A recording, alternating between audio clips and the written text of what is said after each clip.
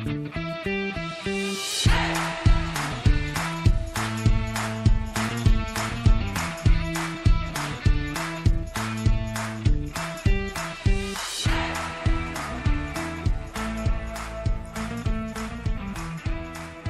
what's up?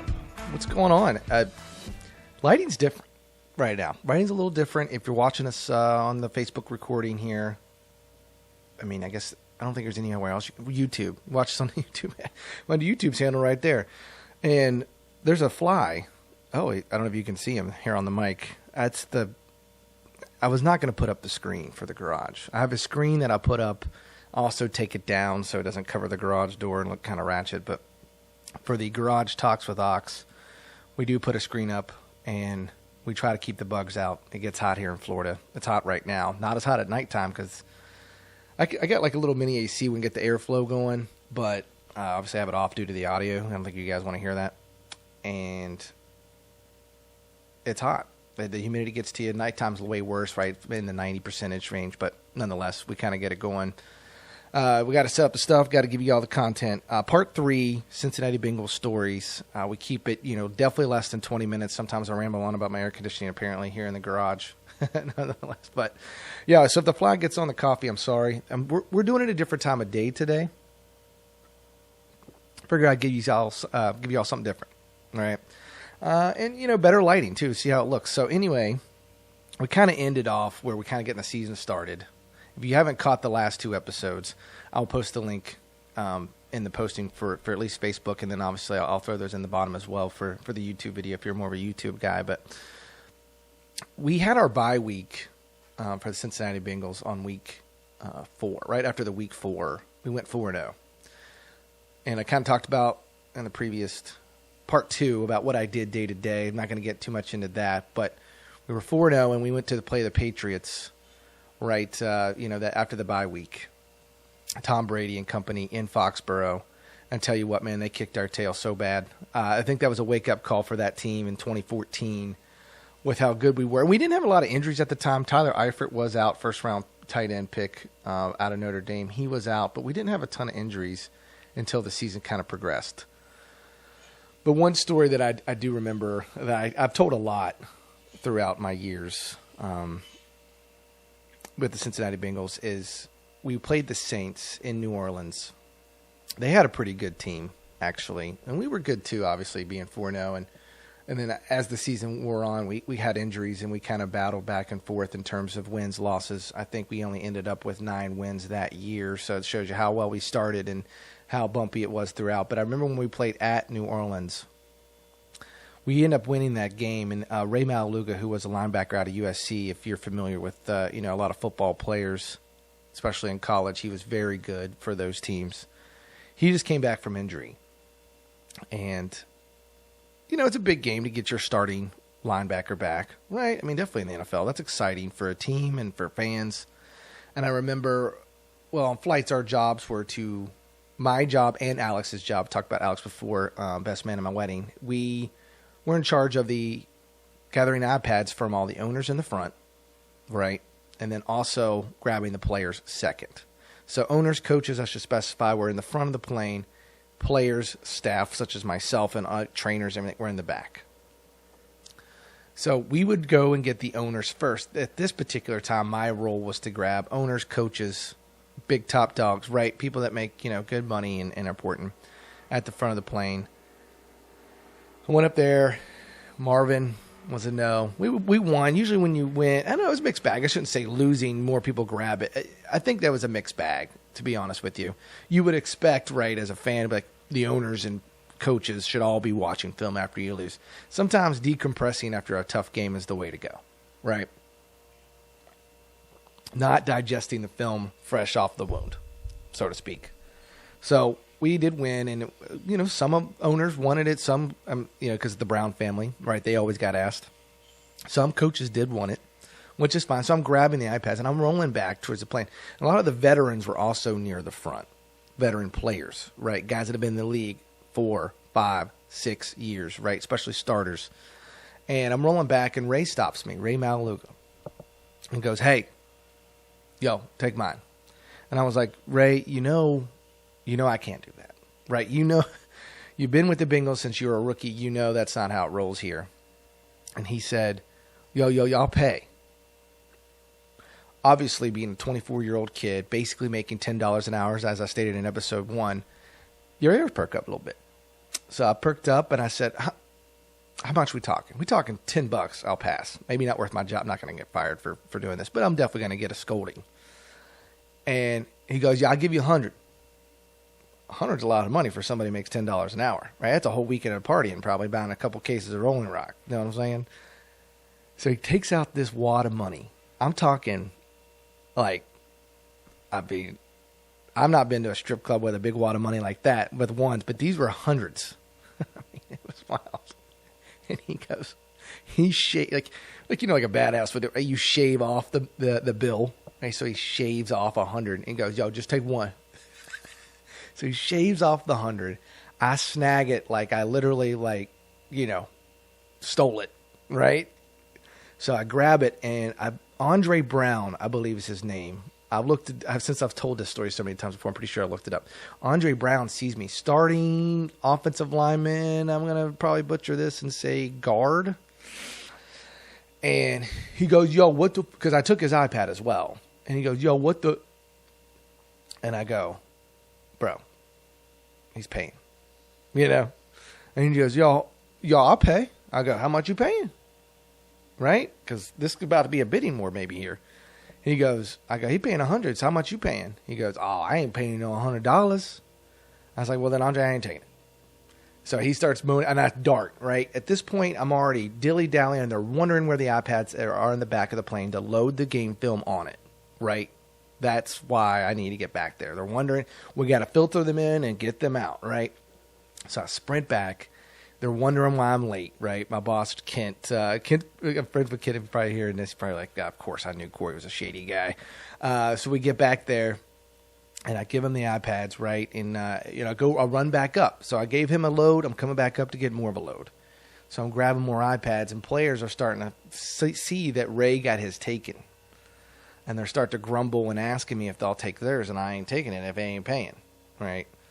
It's just so funny. So I'll run back with another load of coaches and whatnot, because all the position coaches are behind the head coach and all that. So I'll run back, I throw it down, and the next batch is ready, but they didn't get to raise Malalugas.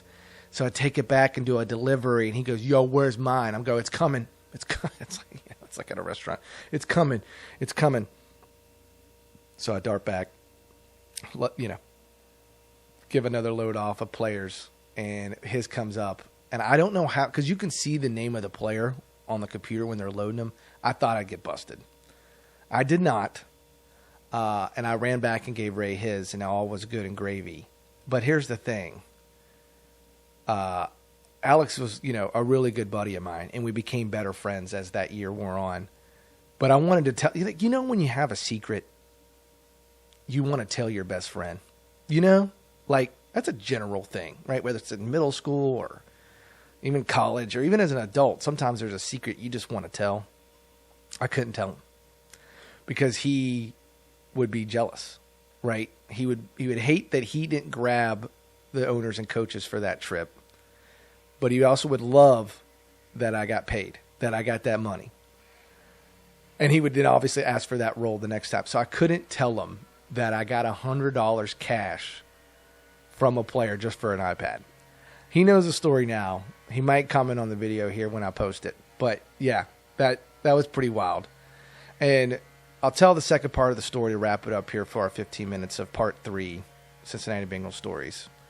I don't know if you can hear a weed eater in the background, but that's Garage Talks with Ox for you, especially during the day time. But over the course of the season, our backup quarterback, actually our third string at the time, was A.J. McCarron, right? Starting quarterback for Alabama, won a national championship. Our second string was Jason Campbell, if you're familiar for that, out of Auburn. And our starter was Andy Dalton, right? A lot of, I don't know if I want to call them old school football fans, but we're getting there in terms of my age. Andy Dalton, starter at TCU, right? He was our starting quarterback. Anyway, they gave AJ, sorry, brother. AJ a task each week to kind of see certain blitzes and stunts a little bit closer. Because on the TV copy, when you guys watch it on TV, it's a little bit more zoomed in, right, from the broadcast angle in terms of from the side, right? Like I told you before, it was an all 22. Now they do all 29, if you will, kind of a really wide angle of every player on the field, right, is how as the offense a lot of times watches it in terms of receivers and whatnot. Quarterbacks actually watch both angles, end zone and sideline, to get a read. But plus, they've done it's got a lot better over the years with audio, right, that you can hear on the telecast as well.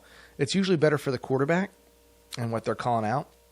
But every now and then you'll hear a linebacker start yelling out some adjustments and whatnot. So he was in charge of watching the TV copy and maybe seeing any blitzes that would come out and adjust and whatnot from the TV copy, right? Little nuances. But he's a third-string quarterback, so easy to do.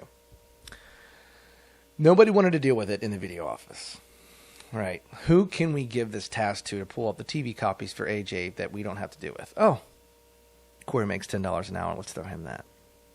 So that was my role. Every time AJ would come in, I don't want to say I'm dropped everything I was doing, but I kind of knew what he was coming in for, especially after he did it the first couple of times, right? Week 1, week 2, week 3. I kind of got a flow. He would come in about this time. Well, AJ was awesome. Just to cut to the chase. That dude was so awesome, respectful, cool, a G, so to speak. And it'd be like, hey, man, if you're in the middle of something, I can wait, whatever. Or just tell me where it's at. I'll know where to bring it up when I come in. So we got to gain a rapport, and we would kind of bullshit a little bit, especially when I would see him throughout the locker room after team meetings, right?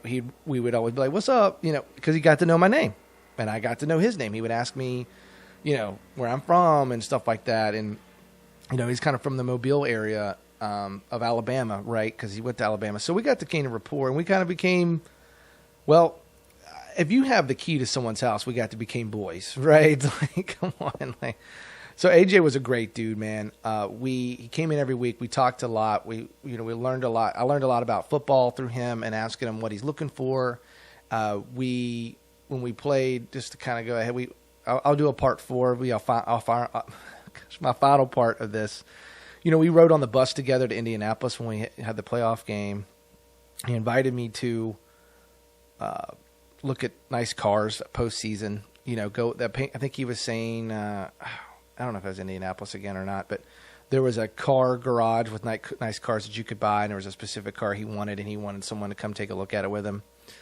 Because I think Catherine traveled a lot, his now wife. Catherine McCarron, right, Miss USA. I think she traveled a lot, so he needed someone to hang with. But, he had an apartment there, right there, close to the stadium, that I would come over and hang, for a little bit and chill out with him. He was sponsored by a water company. And I don't remember the water. I think if I researched it for a while, I think a Formula One racer was also sponsored by this, bougie water, as we would call it today. And he had a ton of it, man. He had a closet in his apartment that had a ton of it. I wish I would name it to try. I don't know if he's still sponsored by him, but give him a little shout out. But he would be like, dude, I got so much. If you want water, please take it. Bro, I was young then. I was 24 years old. I didn't even know what bougie water was growing up in West Virginia. You know what I mean? I took about, I don't know, I think they were 12 packs. I think I took about 3 or 4 off the jump there. 12 packs of water. Man, that was the best water I've ever had in my life. It was, and I loved it because, I drink every weekend, so I needed hangover water. Man, I sucked that stuff down. Oh, man, it was so good. It's a random story about water. But, yeah, AJ, he became a good friend of mine. I remember, after the season was over, I had to, grab the key in case, anything would happen. He needed something out of the apartment or whatever. And I remember he had a shit ton of his jerseys right in his apartment. And I was like, yo, what's all these jerseys about, right? He said, they're for people because I'm going back home and they want them. He would sign them and whatnot. And I said, oh, nice. And I said, I've always been curious about that. Do you get those for free? He goes, no, we got to buy them. They got to buy their own jersey to give to family members. I don't know. I can't speak for other organizations. I just thought that was kind of wild that you had to buy your own jersey to give to others. And then, Yeah. So, and then I just to kind of wrap this up, there was one story where I had to give him, I had to send him, his passport was in Cincinnati. I had to go to his apartment one time and send him his passport because they were going on vacation, right? And he needed his passport. So I had to like overnight that for like $80. I never got that $80 back, but that was a big hit. But I did overnight it. But I remember I saw all the rookie cards. Jersey, I mean, if you're a card collector like I was back in the day, all the rookie cards of jerseys had their jersey in it of the year he got drafted. Marquise Lee was the one I saw on top that was signed by Marquise Lee. So I'm assuming they probably gave them trading cards maybe when they got drafted and everybody signed one and everyone got to collect it. That was pretty badass. I mentioned I saw Marquise Lee because I was a big college football fan at the time. And I was like, yo, that Marquise Lee jersey card's pretty badass. He just responded, okay. So I don't have the Marquise Lee jersey card. Nonetheless, that's part 3 of Garage Talks with Ox, Cincinnati Bengals stories. I'll have a part 4. I'll wrap it up. And maybe, kind of maybe as a signing off, we'll do maybe a couple questions as well. So if you have any questions, please put them in the comments. I worked at the Bengals, for a full season. We made the playoffs, played the Indianapolis Colts, and lost. So if you have any questions, please don't hesitate to ask. Wearing the shirt did it. So I love to share the stories I have. Anyway, good hanging out with y'all. Peace.